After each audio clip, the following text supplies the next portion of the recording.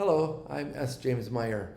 I really hate to start us off here by sounding like a high school valedictorian quoting Frost as part of her commencement address, but that won't hold me back. I'll do it anyway. Two roads diverge in a yellow wood, wrote Frost, and sorry I could not travel both and be one traveler. And indeed, we're reminded that from time to time we face proverbial forks in life's road. We have to decide which path to follow. We face these decisions in big ways and in little ways on a daily basis and with life milestones, about decisions about vocation, decisions about marriage, decisions about children and relationships, decisions about where we're going to live or what we're called to do with our retirement time. And there's just all sorts of decisions we make because we can't do it all. So we have to make a decision. We have to decide which path to follow. And often it's a decision between being guided on an inner path or being guided or walking down an outer path. Which one will we choose? I'm often reminded of an old Native American proverb that no man can ride two horses, or as Jesus said, you cannot serve both God and mammon. Or as Robert Frost says, of course, you cannot travel two roads and be one traveler. We end up living divided lives when we do this. We end up, wanting one path on the inside, but living a separate path on the outside. We want to live this noble path of love and service and mercy, and our heart and our soul calls to that.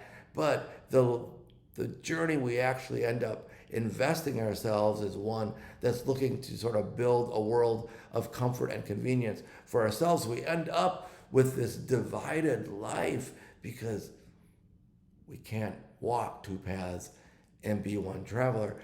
John's gospel tells the story of Jesus' disciples facing a very similar fork in life's road. Would they choose the way of love and mercy? Or would they choose the way of the world? Would they choose the way of the cross or the way of comfort? The inner path or the outer path?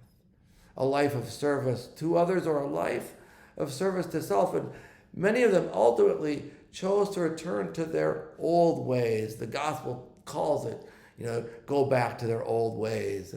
The way of the world honestly doesn't really seem to be working very well right now. It's the path of me first, the path of self-interest, and it's the road more frequently traveled. And I'm convinced now that each one of us face the same fork in the road every single morning when we greet the new day. We wake up, we rub the sleep from our eyes, and we make a decision about our disposition.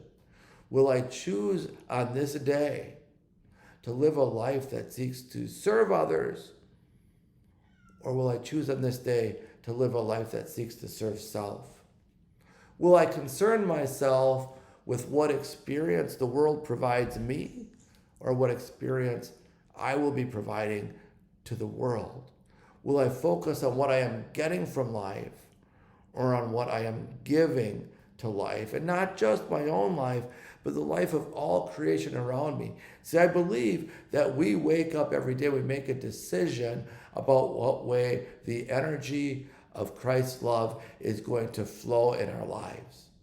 Will we seek to have the energy of creation flow in a way that it comes back to us and serves us and makes our lives a little more comfortable, a little more convenient? Or are we going to live our life from the inside out, seeking to have all of that energy of Christ's love flow from us into the world? Our world suffers right now because most of us, on most days, walk the easy road. We all do it, but maybe more often we can choose the road less traveled. Instead of choosing the road of comfort, convenience, and self-service, what would happen if we chose differently? So I invite you, as you walk forward into this day and into this week, to just to just ponder that pivotal decision you make every day. Am I going to choose the inner road, the road less traveled?